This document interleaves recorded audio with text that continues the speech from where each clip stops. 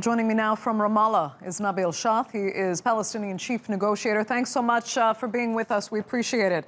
I want to get your thoughts actually on Gidon Levy's comments there. I mean, this is a writer who is considered very sympathetic to the Palestinian cause, yet here he is saying, you know, Palestinians have actually been a victim of poor leadership and the division that has caused. He said, we need to wait for another generation. Do you think he's right, unfortunately? This is a very difficult time because the world is run by the United States almost alone. There is no competition to the United States. Yes, maybe in the next 4 or 5 years, there will be a more multipolar world. But today, the world is run by the United States. And the United States is run by Mr. Trump. And Mr. Trump is the staunch ally of the Israeli Mr. Netanyahu.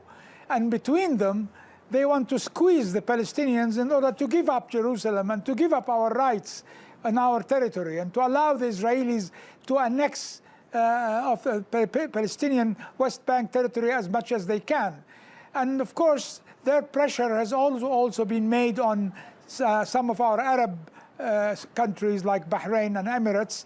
And there seems for the first time to see two Arab countries creating new relationship with Israel, while Israel is violating every agreement, every international law, and violating all the rules and regulations made by the Arab League. Right. It is a difficult time, but our people are steadfast, and we are not going to give up, and we are not going to surrender, and we are on our land, and we shall resist any attempt to take it away. Okay. I mean, we do understand that the Trump administration has most certainly not been good for the Palestinian cause at all, but the problem started well before 2016. The Palestinians have lacked unity in their leadership. I don't think anyone can deny that.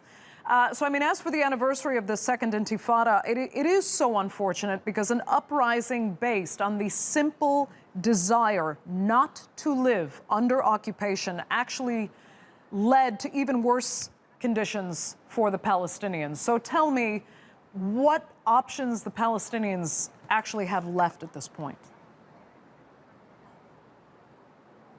The Palestinians are at home. We are 7 million Palestinians in our home country. And two of these millions are in Israel, 2 millions are in Gaza, and 3 millions are in the West Bank, 7 million Palestinians. There are about 6.5 million Israeli Jews in the same territory. And there is only really one possible solution, and that is to create a two-state solution based on the border of '67. We had suggested before our willingness to live in one secular country, a democratic Palestine for all the Jews, Christians, and Muslims, but the Israelis won't accept that. The Israelis won't accept also a two-state solution. They want to grab as much of the West Bank as they can. And we are steadfast. We will not allow them. We are on our country. They cannot throw us away again as they tried in 1967 and 1948. The world has changed.